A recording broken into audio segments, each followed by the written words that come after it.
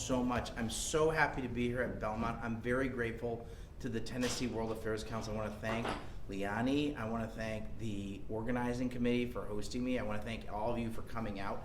Thank you for taking time to be with me today. I'm very, very grateful. It's my first time in Nashville. What an amazing city. What a great city. You are very, very fortunate to live here. It's beautiful. It's going places. It's got a lot on the ball. This is a wonderful place. And I'm really happy to be here at Belmont. This is amazing. 8,000 students. This is a college that's on the move. So I'm really happy to be here, and I'm really grateful that you all are hosting me as well and doing this in partnership with the Tennessee World Affairs Council. Thank you. So I'm here because I wrote this book called The American Imperative. I've been in Washington for 21 years. I lived in Argentina for a long time. My wife is from Argentina. I speak Spanish. I lived in Spain as well. I worked for the American government. I worked for the foreign aid arm of the US government. I worked for the World Bank Group for a while. I worked in banking in another life. I worked at Citibank, and I worked at what's now Deutsche Bank on Wall Street. And I've been at this think tank for 13 years and have done a variety of different things and seen lots of things. And so I wrote this book. This is sort of a distillation of all of my research and efforts over the last 13 years. So I wrote this book because we're in a new age. We're not in the post-Cold War age, which was an age that I grew up in from sort of like 1990 to about 2015. I'm 51.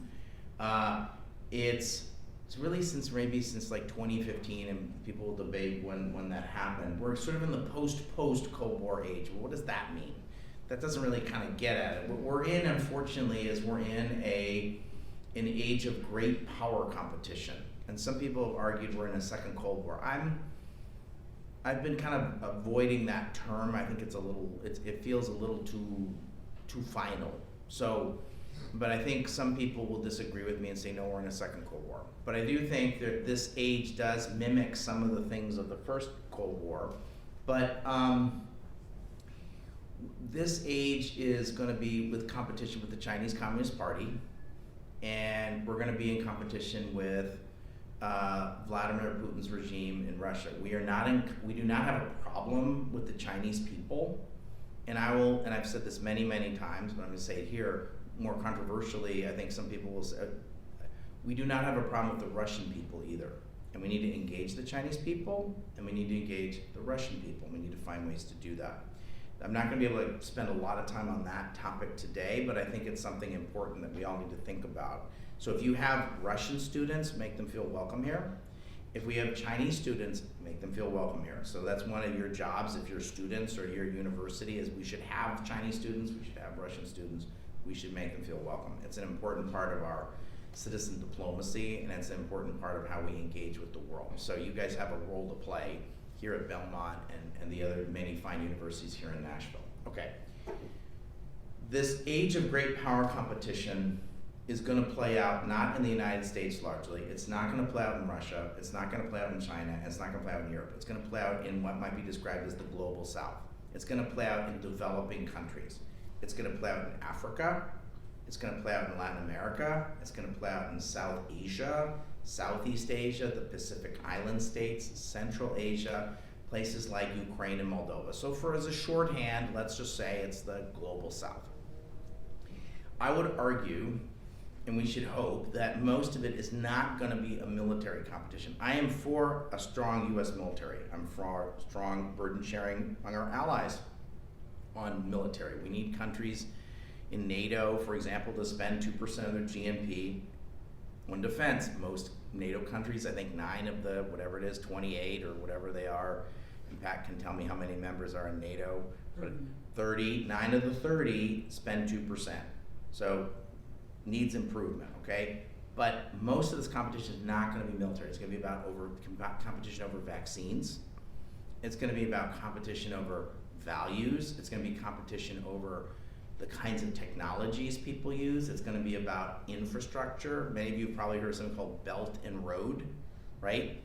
That's part of it. It's going to be about, and I'm hoping to have a conversation with Amy about this, it's going to be unfortunately, for what it's worth, there's going to be great power competition that's come to the multilateral system. and I know Amy knows a lot about this, and I'm hoping we'll have a little bit of a conversation about the multilateral system. So I think we need a strategy for the next 30 to 40 years in the non-military realm of how we engage with the world. Now, some of that's about what might be called international development and foreign aid, so things you've heard of. And some of it are things that are kind of international development adjacent, to use kind of the idiom of today, or things that are certain kinds of diplomacy. So some of it's about having foreign students study in the United States. So I don't know how many students here at Belmont are from other countries, but that's, especially from developing countries, that's really important. That's actually really, really important. Because what we want is for those folks to go back, we want them to study at Belmont, then we want them to go back to Pakistan and become finance minister. We want the finance minister of Pakistan to have Boston on the speed dial, not Beijing on the speed dial.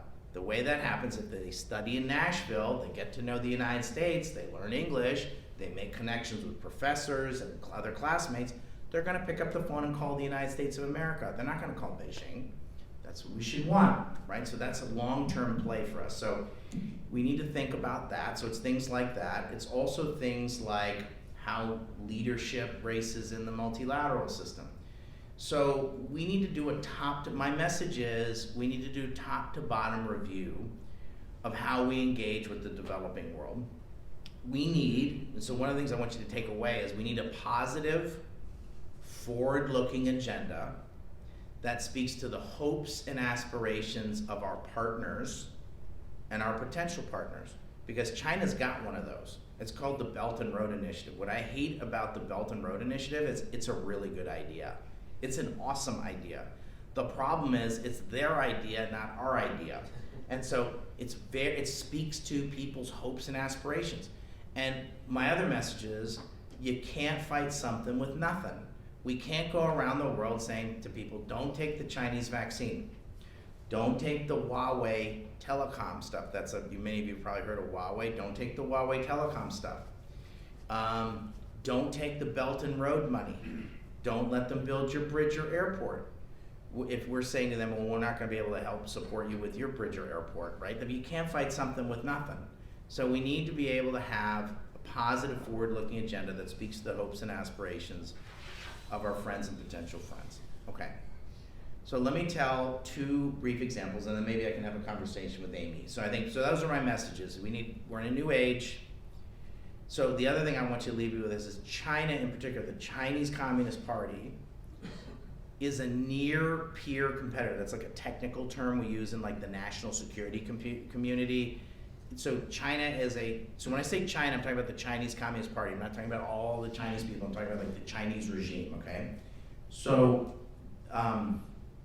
China is a near peer security competitor.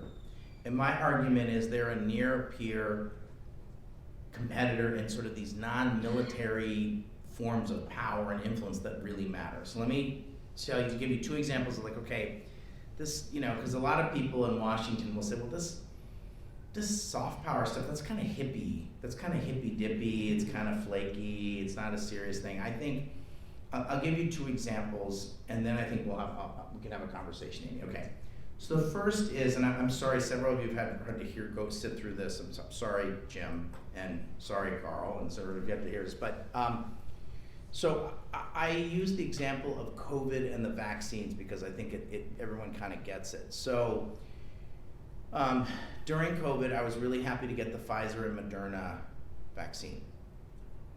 But there weren't enough vaccines for Pfizer and Moderna to go in the United States. There were, right? We had to wait. Maybe there was like a kind of like a 4-week period. But if you wanted to get a vaccine in the Dominican Republic or Guatemala or in Africa, we said we're going to get to you guys. Give us 6 to 12 months. So there was sort of this void where the access to the really good vaccines wasn't available.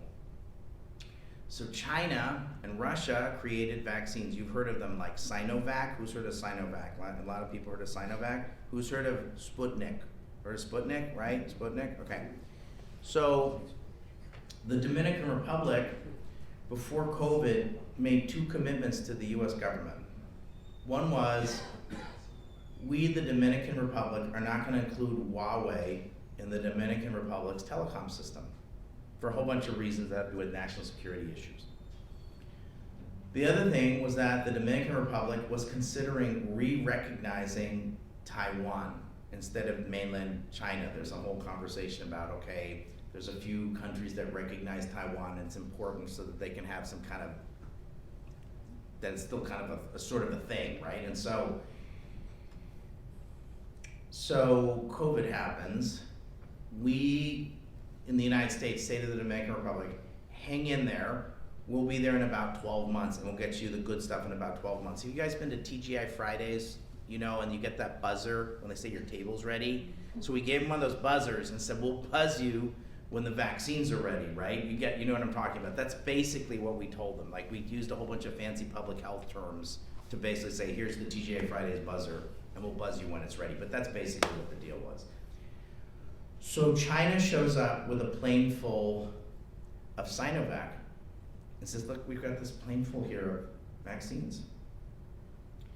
But we've heard a rumor, you're gonna recognize Taiwan. Like, we're not giving Sinovac vaccines to people who recognize Taiwan. You wouldn't want to do that, would you? No, we're not gonna do that. They also said, you know, we've got this really excellent technology company. It's called Huawei. We think you ought to consider including Huawei in your telecom system, because we've heard you're not going to include it in your telecom system. No, we'll include it in our telecom system, right? I think you get the idea. So there's lots of terms in the public health world called like vaccine diplomacy. This is called highly weaponized vaccine diplomacy, right? I think you get it, right? So this is a form of soft power, but this is a pretty important form of influence, right? Right? Okay, so that's the first example. So the second example, and I think it'll lead into a conversation with Amy, who knows a lot about the multilateral system. So the multilateral system consists of, you think of like, there's that building in New York, and there's that famous photo of the Security Council, and it's a big tall building in it's called Turtle Bay, it's a part of Manhattan. But really the multilateral system consists of about 130 to about 200 depending on how you slice it and dice it. There's about 130 to 200 multilateral organizations. We the United States are members of about 130, meaning we give them diplomatic immunity and stuff like that, okay. So I'd say most of them, of the 130, I'd say about 100 were built after World War II, and we purposely set them up. We purposely said there's a reason we need to stand up X or Y organization, and we set them up for a reason. These institutions are very little understood. They're important. They're important in they mean something to folks in Tennessee, and they mean something for folks in Florida. They mean something for folks in New York, and they mean something for folks all over the world. But they're like little understood. Like, people have heard of the United Nations. They don't really kind of know what it does. They probably who's heard of the World Bank? You all heard of the World Bank? Can I see hands? Okay, that's a lot of people. Who's heard of the IMF? IMF, okay. How about the Asian Development Bank? Okay, smaller, right? How about the European Bank for Reconstruction and Development, EBRD? Okay, so 2 hands, right? I think you get the idea. FAO, Food and Agriculture Organization. Okay, 5, right? Okay, right? And Amy knows a lot about it. Who's heard of the WHO, World Health Organization? Everyone's heard of that, right? Okay, right. Maybe not for the right reasons. We can have a separate conversation about that. Okay, there's 130 of these things. So some of these organizations set global standards. So what do I mean by that? Okay, well, like standards for like an electric plug, right? When you think about standards, think about like that plug. That's a standard, right? But like there's like a plug for like internet protocols or other kinds of standards. That stuff matters. It matters for commerce, it matters for national security, it has all sorts of meaning, and it's important. My view is I'd like the West, led by the United States, to be a standard maker, not a standard taker. So these multilateral organizations set standards.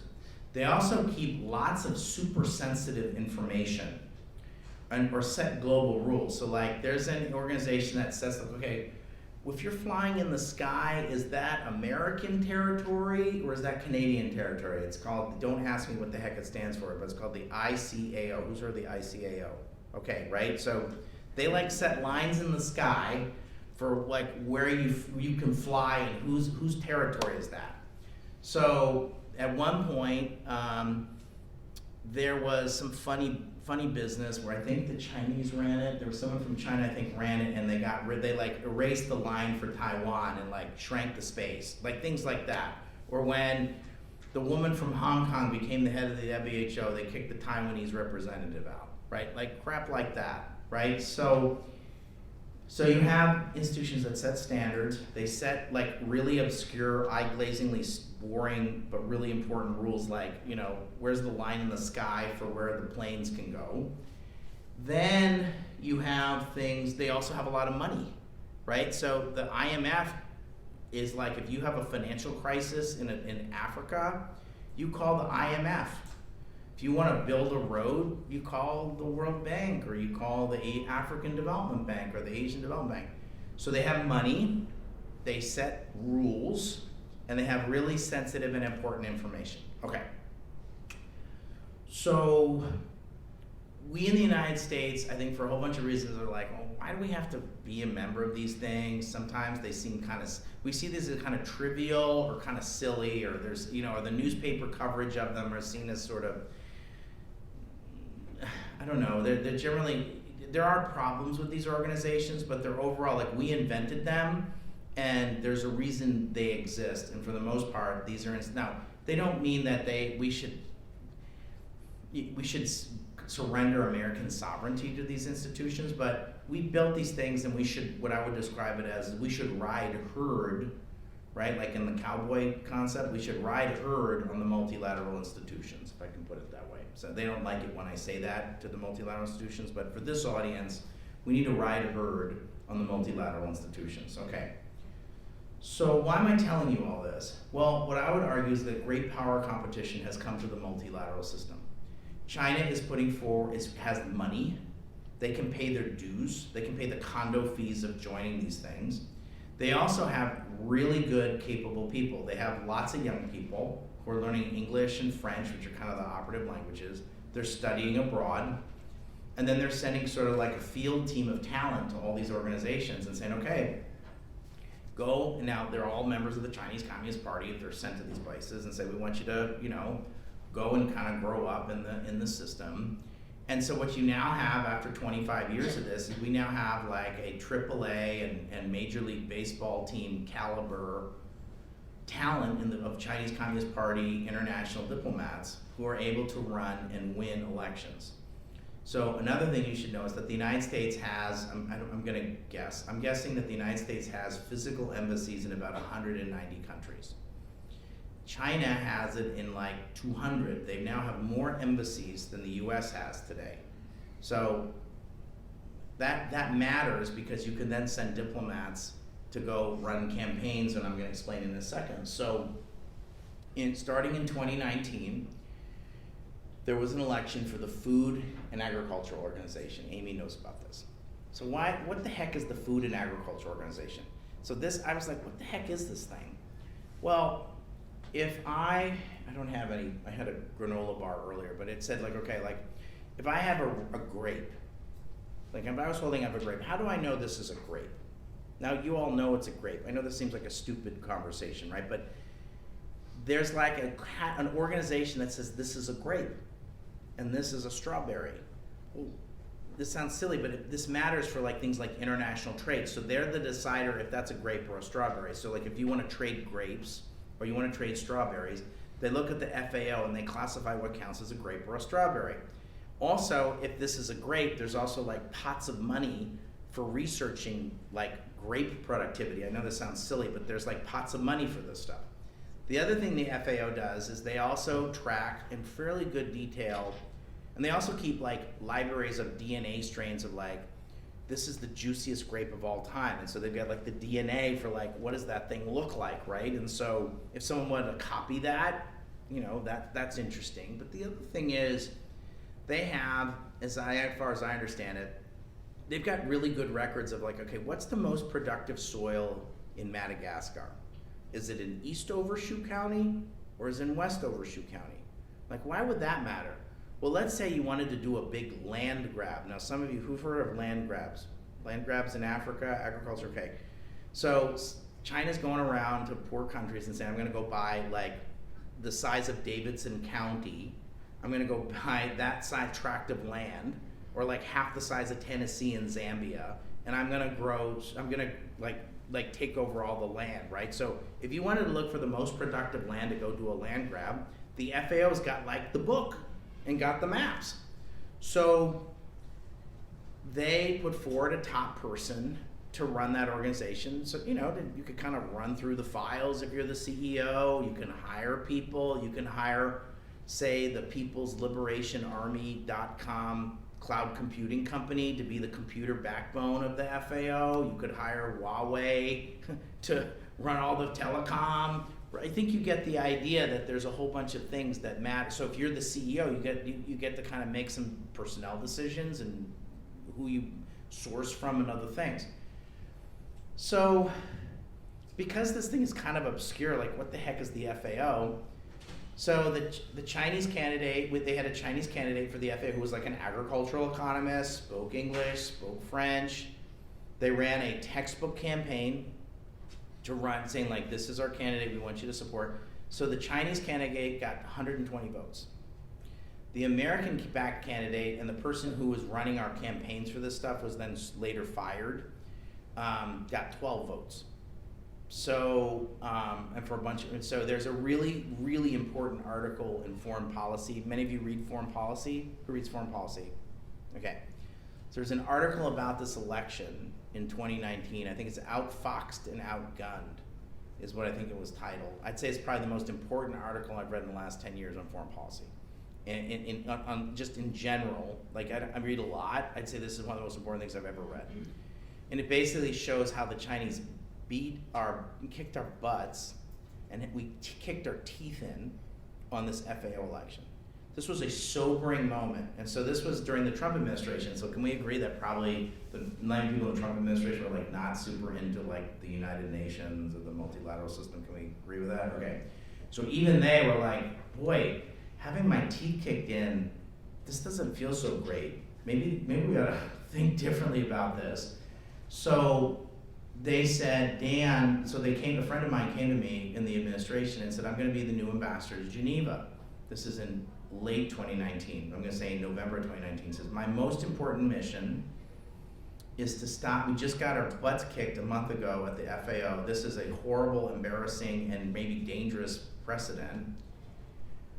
We wanna stop China from running WIPO. Okay, so who knows what WIPO is here? Now Liani knows and Amy knows. Who else knows? Maybe Dr. Velikova knows. Okay, but I think that's it. WIPO, right? Okay, so if you asked me 5 years ago, and I do this for a living, I didn't know what it was. Okay, but I explained this to Liani earlier today. But right, it's in my book. You have to read my book. So the students, if you're getting a free copy of the book from my friends at Parnassus, you got to read the book, and you'll learn about WIPO. But basically, it's the Major League Baseball Commission for patents. So think about that. So if you ran the Major League Baseball Commission for patents, you would get all the patents from all over the world, and they'd be sitting in a big cloud computing file in Geneva, but who knows where it sits, right? And let's say you hired, instead of hiring Amazon Cloud Computing, you hired a Chinese cloud computing company. And let's say you wanted to plug all the patent and trade offices in Australia and Denmark and Norway and the United States. You wanted to plug them in via some kind of special telecom link. You might hire Huawei to do that. I think you get the idea, right? So it takes about 2 minutes to explain what the heck is WIPO, why the heck it matters. And so they were like, the Trump administration came to me and said, like, we need help stopping them. I said, well, is there like a WIPO for dummies? Because I didn't even know what the heck this thing was. So there wasn't a WIPO for dummies, so I spent a lot of time with a Belmont University level student. So she and I worked together for a week, and we put together a WIPO for dummies.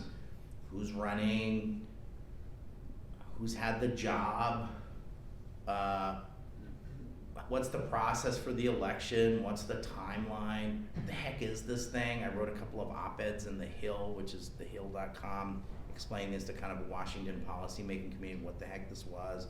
I convened a couple of meetings with the White House and with Trump administration diplomats and business leaders to say, like, okay, here's the list of the candidates, who are we gonna support other than China, to try and crystallize a candidate around that. We were able to, so I played a small role in stopping that, but I got religion about the multilateral system. So I think maybe, Amy, why don't I stop there, and maybe we can have a conversation. Great. Thank you so much. I have to say, when I was working on my dissertation, I spent a lot of time explaining to people what the World Bank, Food and Agriculture Organization, World Health Organization were. Did I do a good job on the Great Big Strawberry? You did a great job. Okay, thank you. But also, I lived in married student housing when I was at Ohio State, and whenever I talked about those organizations to folks from Africa, from China, from Latin America, they knew exactly what they were. Oh yeah. They knew how important they were, not only to their country's future, but to the world. And I often think we could do a better job in the United States. But you're right, there's a jungle of acronyms. There are a lot of organizations that make up that multilateral system. And you did a great job in your book of laying out some of the things the United States has already done. You provided an example, but also some things we could do in the future to either maintain or reassert our international leadership. Can you provide some specific examples of how we might do that, especially through soft power? Okay.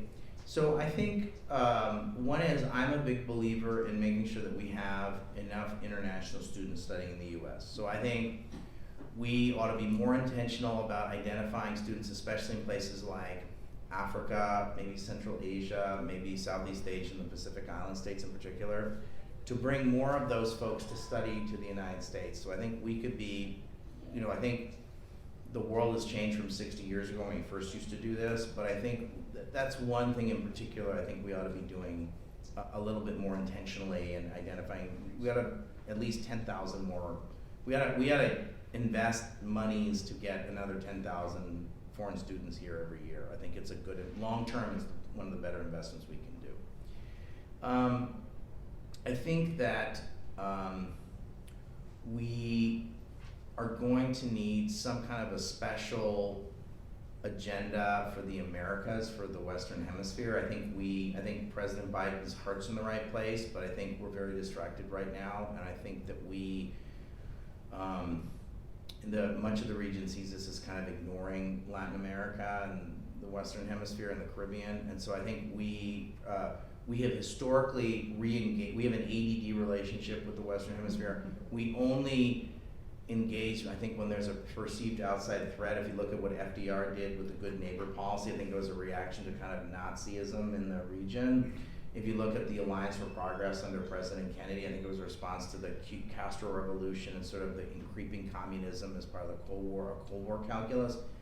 I think if you look at the Caribbean Basin Initiative under the Reagan administration, it was a response to the Grenada and sort of challenges in the larger Caribbean basin, including Central America. So I think if you look back 25 years ago, there were 0 countries of the 33 countries in the Western Hemisphere where China was the #1 trading partner. I think today, China is the #1 trading partner in the Western Hemisphere for at least 10 or 15 countries. So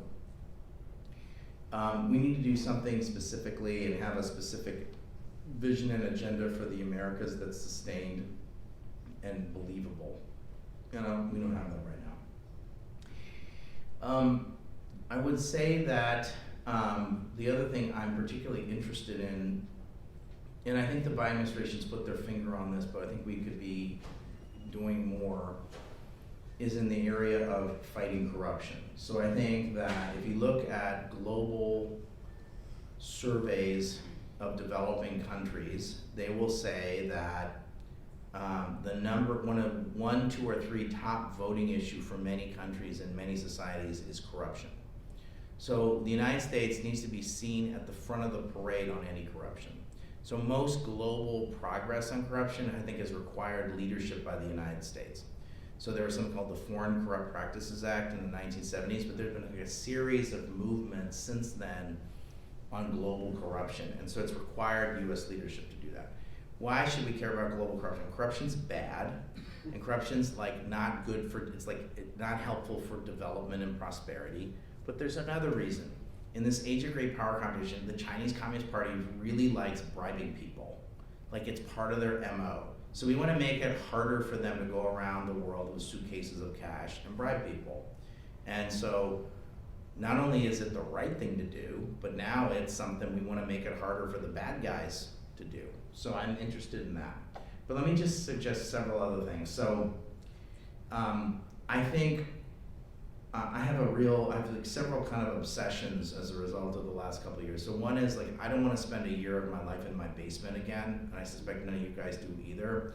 So we need to do a better job as a society and also working with our partners on pandemic early warning. And I think Nashville is a place with great healthcare, and I think so Tennessee and Nashville have a role to play in pandemic early warning, and also playing a role in thinking about how we're going to be able to make available the great vaccines that are available in the West, but also to all people, because ultimately we're not going to be safe until everybody's vaccinated and all over the world, right? So I think Tennessee has a role to play in that. In fact, Nashville has a role to play in that. So one is on these pandemics. The second is, Nashville is a global hub of companies. There's 200 companies, Japanese companies here, and I don't know how many Korean companies are here. But they came here for a lot of reasons. One is the weather's awesome. You have 5 universities here at least. Everyone's nice, the food's great, you've got great music. It's a very livable place. And you also have like what's called an enabling environment, an attractive economic enabling environment. But as you guys are part of global supply chain ecosystems. Really since COVID, many of those global supply chains are shifting, and that has some indirect impact here in Nashville.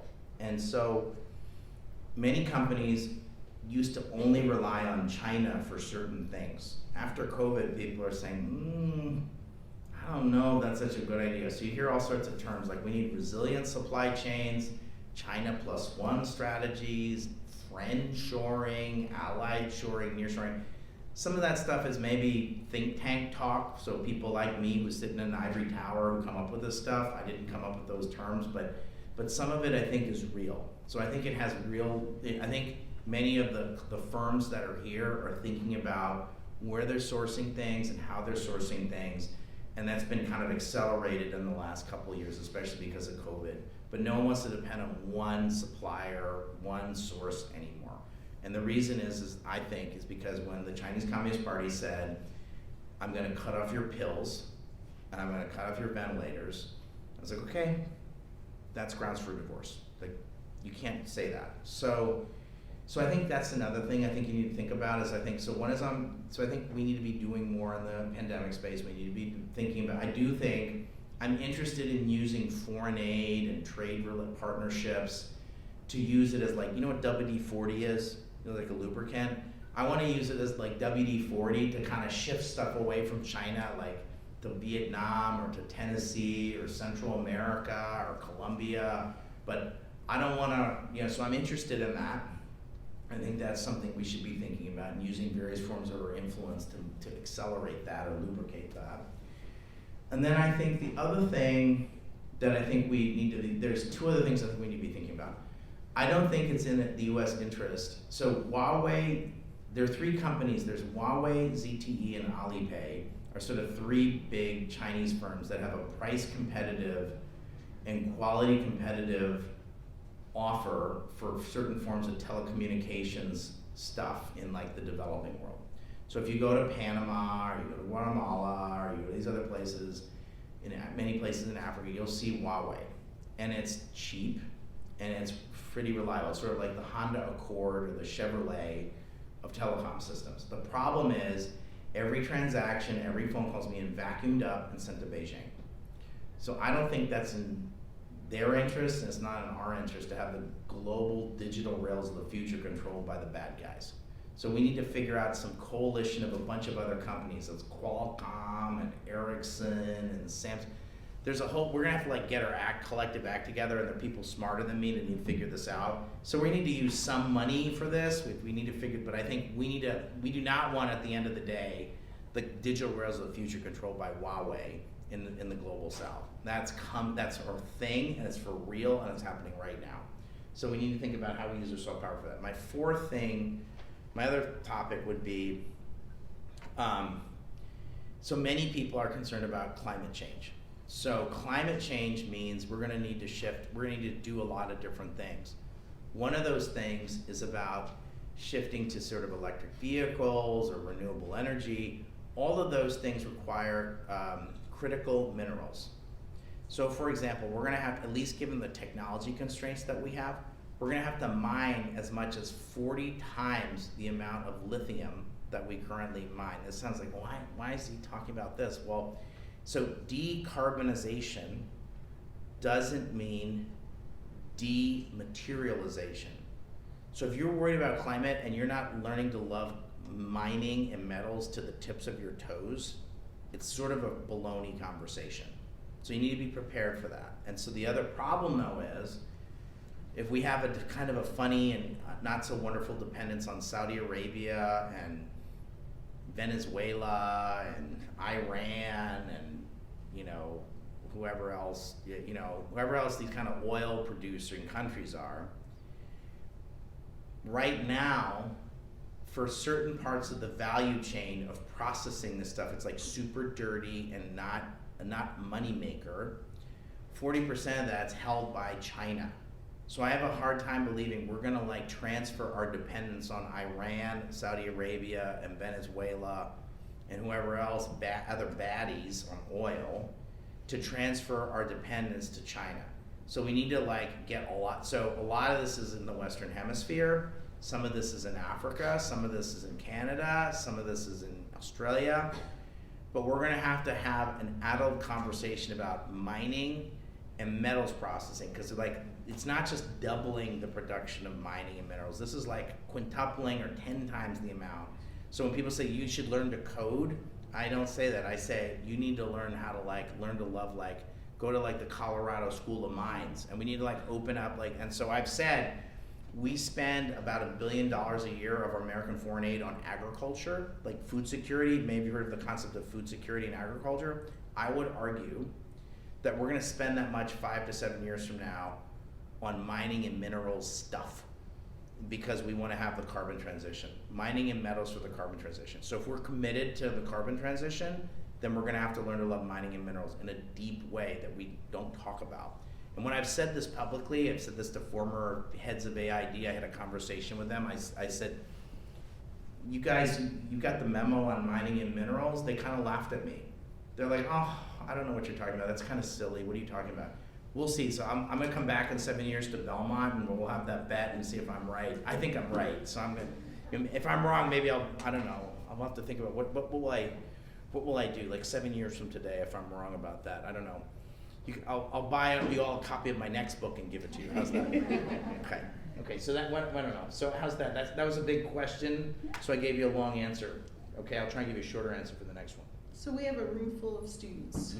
You have argued that we need to up our game on Americans who are prepared for and ready to serve in this army of multilateral organizations. The students here already have a certain level of interest and preparation. I mean, if they showed up on whatever it is at 6 p.m. on a Tuesday, you must be interested, right? So thanks for showing up. Yeah.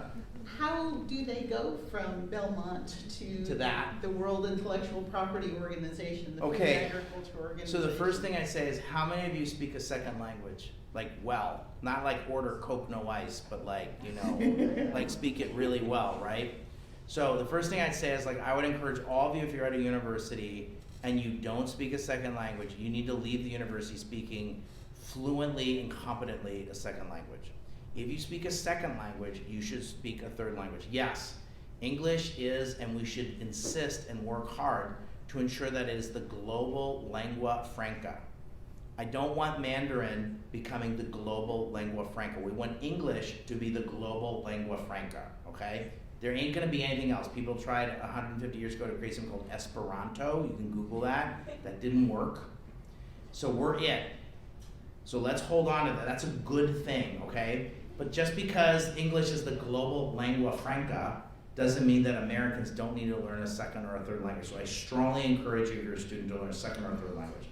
If you have the chance to study abroad, I encourage you to study abroad for a semester. Make a point of doing that.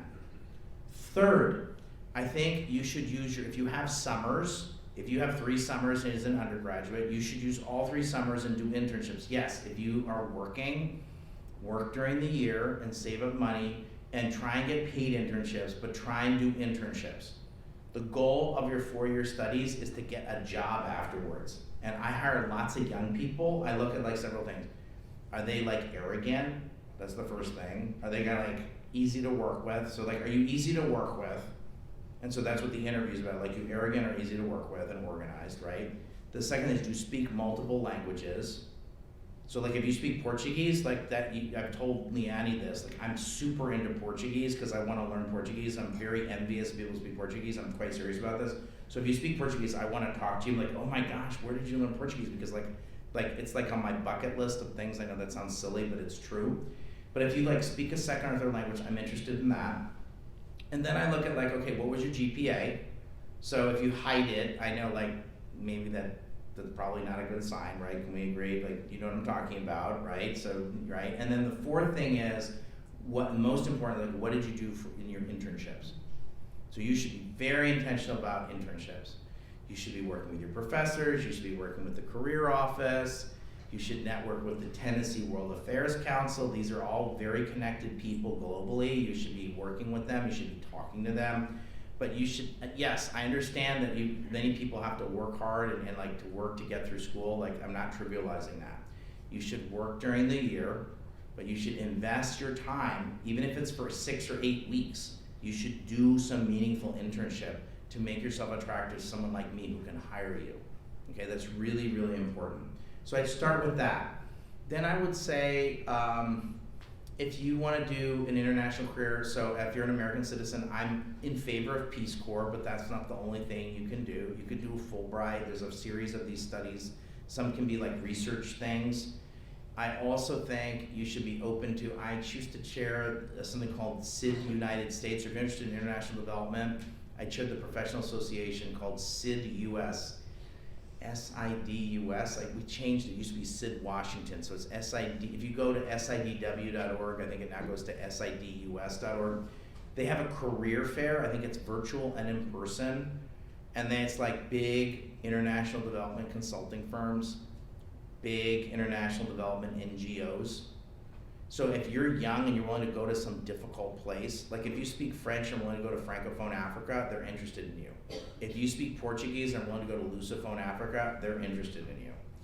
If you speak Spanish, okay, that's great. I speak Spanish. I wish I spoke a third language. But if you said that you spoke Bahasan Indonesian, they'd be like, oh my gosh, like we want you to go to, or you spoke Tagalog and we're willing to go to the Philippines, like that's amazing, right? So all that to say, I also think when you're young and single, you should consider, if you have an interest in an international career, if you can go abroad to a more challenging place, that's the time to do it. Like, I've got 3 kids now, one's 19, one's 17, and one's 13. So if they were like, hey, Dan, we want you to go leave your family and go live in a really challenging place, like for 2 years, like it's not gonna work for me. So for right now, when you're kind of unattached and you've got like a less complicated life, it may seem like if you're a young person, you have a complicated life. I know that may feel that way, but it gets more complicated. But you should do it now, not like when you're 35. It'll get harder. So I would say that. So, I don't know. Okay, let me tell you one story about that. So Doreen Bogdan Martin.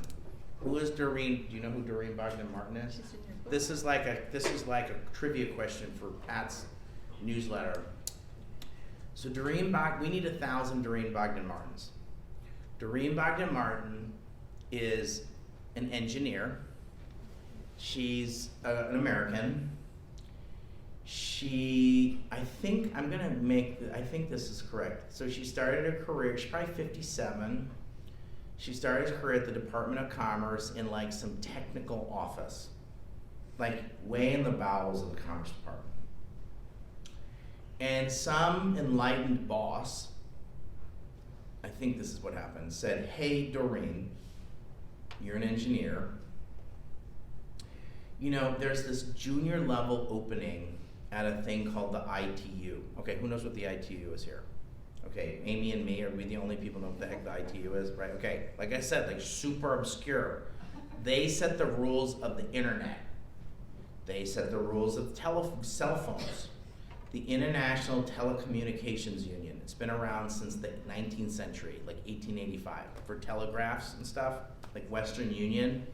You know, you need to have like rule system. So they kind of change with the times. Now they're the internet folks. Hey, Doreen moved to Geneva. She had, either she learned French there, because you need, in like some of these organizations, you need to speak French. And in addition to English. So she learned French, or she spoke French, and she stayed since she started in 1993. I'm old enough to remember 1993. Some of you don't remember 1993. Is that the name of an Taylor Swift album? Or is that 1989? I can't remember. 1989, right? Right. Okay. I don't. Yep. Sorry, I'm old, right? Okay. So 1993. So she's been there for 30 years. So she was like started in some cube, you know what a cube is, right? Like in some little desk in 1993, and she worked her way up and worked her way up and worked her way up. And then the Trump administration was like, okay, so there's 3 top jobs at the ITU. You have to run for office, you have to run for election for the number 3 job, the number 2 job, and the number 1 job. So they were like, okay, well, there's this number 1, so maybe we want to have someone for the number 1 job someday. So there was like, well, there's this woman who's in the bowels of the ITU, and she speaks French, and everyone likes her, and she kind of gets it, and she's smart, and she's an engineer, and she knows the organization. So the Trump administration says, that's awesome. We'll run her for office. And what that means is like you go around and you have diplomats say, hey, we've got this awesome candidate and we ought to elect her. It's like it's running for office. It's just with diplomats, right? And so she won the number 3 slot. So then the Biden administration came in and said, oh my gosh, we've got this amazing American. She's an amazing technical person. She speaks French, everyone likes her, and she did a great job in the number 3 thing. So the first thing, and this was an excellent decision, one of the first things Secretary Blinken did, I think in March of 2021, because like, you know how like there's like the presidential primary process and it takes forever? It takes like a year, like our presidential selection process takes 18 months. Becoming president of the ITU takes like 18 months, and it's as stupid and as long and grueling as that. So Secretary Blinken announced in March of 2021, in September of 2022, our candidate's gonna be Doreen Bogdan-Martin. So you don't just like magically have somebody like you just pull out of thin air. You have to kind of develop that person. So, you know, so we need to be more clever and intentional about getting people like Doreen Bogdan-Martins to go to these junior level posts at the FAO and the ITU and WIPO and the WHO. There's 130 of these things. And so because this woman had worked her way up the system, she was available. We need 1,000 people like her. So go get internships, learn a second or third language, be easy to work with. Please don't be like, you know, entitled, and make coffee, and don't get offended if I ask you to make coffee or make photocopies, please, right? Get along with other people. Work beyond 5 o'clock. I know there's like a little bit of a generational thing, like, but I think I'm having like a little bit of a generational thing with some of the young people. They're like, oh, guys, people, like work beyond 5 o'clock and like, you know, come early, work hard, do your job, and I think you'll be fine. That's what I would say. Great. So if you want to come talk to me afterwards, I'll happily talk to you guys. So you have a lot of advice in your book for politicians Yeah. in Washington. You call for long-term planning and development commitments, Yeah. prioritizing U.S. leadership in and through multinational Yeah. organizations, of top-level government coordination, and doing the essential work of building relationships with private enterprise and with people building countries from the inside out. But U.S. politics currently don't seem really well prepared. That's a to make very those types of diplomatic way of commitments. putting that, Amy. I don't know what you're talking about. Especially the long term, you've talked Yeah. about decade-long commitments to developing countries so that they know they can count on the United States. How can we, the people in this room, help to influence and help our leaders understand the need to create that better environment for those wise leadership practices? Okay. So Amy, that is a very polite and diplomatic way of, I've gotten that question all 82 times. Oh, is that the hook? Oh my God, okay. Is that the nonverbal cue? I have to learn to read the nonverbal cues. All right, okay, so I think that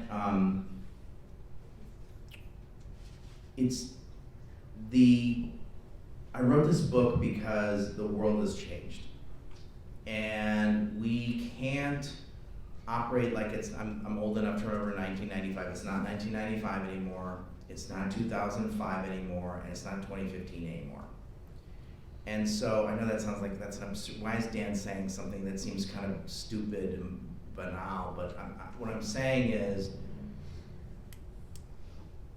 if you leave a void, China and a little bit Vladimir Putin's Russia can fill voids that we leave behind. And so I think fear of China is a gateway drug to get our political system to focus and do the right thing, whether it's focus in the Americas or take a more constructive approach. So I wrote this book on purpose with a little bit of a focus on looking at it through the lens of like these challenges through a lens of great power competition. And so I would say a couple things. I would say that, being a member of the Tennessee World Affairs Council is a good step. I think the U.S. Global Leadership Campaign has a chapter here. I think, Pat, you're involved with that, and Pat can tell you about that. But I think you have your Tennessee produces a lot of important legislators. Some of them may not be politicians you like. So maybe it's people you've never voted for, but they're important. I know Senator Haggerty really well. I worked with him many years ago. I think he's got good instincts, and he's someone to engage. There's several members of Congress in the Republican delegation that have increasing levels of influence and importance. They may not be your favorite politician. But these are people with a lot of influence. You guys have access to them. You should engage them. So they are your elected officials. So I think these are people you should engage. That's the second thing I would say. The third thing I would say is, I do think I'm not looking for attribution or people to quote me or say, well, Dan said this or Runde said that. The reason I keep doing these talks is I want you all to come away and at least kind of play with some of the ideas in my book and in your head, and maybe it'll come out in some conversation somewhere. So I'm trying to be a Johnny Appleseed of ideas. And so my message to you are we can't fight something with nothing. They can fill a void. We need to understand that most of this competition is going to be in the non-military sphere. And if we just say, you start with kind of a couple simple things. And I've had some progress. On my 50th talk, I was doing a podcast, and the guy, it was really difficult to schedule it. It was kind of annoying. And after a lot of effort, he said, yeah, I had somebody on my podcast the other day, and the person was basically parroted everything you're talking about and didn't quote you. I was like, that's good. That's great. I don't want them to quote. I don't need credit. I just want people to play with the ideas in my head, what I've been pushing on. This week in Foreign Policy, the top picked article by the guy who's the ranking member of the China Select Committee, the headline was, "We need soft power to combat China." Now, am I going to take credit for that? I don't know. In Washington, everyone's supposed to say, oh yeah, that was my idea, that was for sure I did that, right? I don't know. But can I take 20% of the credit? 30%? I don't know. Probably. I had to buy 1,000 copies of the book from the publisher. I hired an intern. I had an intern hand deliver 80 copies to 80 staffers, Republicans and Democrats, and I handed another 30 to chiefs of staff. I directed another 50 to think tank staffers and 100 to academics and 150 to former high-level officials. I don't know, some of them read it. Now, if you're gonna get a free copy of the book from Parnassus, and thank you, Ken Parnassus, you gotta read the book. Okay, that's my ask. If you come here and you're a young person, you have to read my book if you get it for free. Okay, skim it. Okay, don't just read the index, please. And I have to say the phrase that And you struck read the me- book. I read the book. Did you like the book, Amy? I loved the book. That's a I loaded have question, right? underlines, all Do you see sorts this? of questions in it. Right? And the phrase that struck me, that has been the earworm from The this book, earworm. I'm trying to create earworms for you guys. You're welcome. Yeah. is who do you want to set global standards? The Do United you want States to? or China? Yeah. So there's only two choices. Either the Chinese Communist Party is going to set the rules of the global system. So right now, we're in a world we're like fish in water, and so the global system's been largely set by the United States and the West. And it's not perfect, and there's lots of problems. But anything you care about, climate change, some of the most deeply personal choices you make in your life, freedom of association, freedom of speech, things that you take for granted, do any of you believe that the Chinese Communist Party would be a better steward than the United States and the West? I bet no one in here will tell me, oh yeah, the Chinese Communist Party would be a better steward. They're not. They wouldn't. Here's my last question for you, and then I'll end with it. How many of you know somebody in this room that's moving to Moscow next year? Anybody? Okay. How many of you know anyone that's moving to Beijing in the next 12 months? Oh, really? Okay. Okay. So why am I asking that? Because I think in the long run, I'd rather be us than them. Because in the global war for talent, we win. There's long lines outside of American consulates. And as long as there's long lines outside of American consulates, I think we're gonna be fine. So I'm a guarded optimist. We have lots of problems. If you just read the newspaper today, there's something going on crazy in Washington. We'll get through it. So that's all I got. Thank you.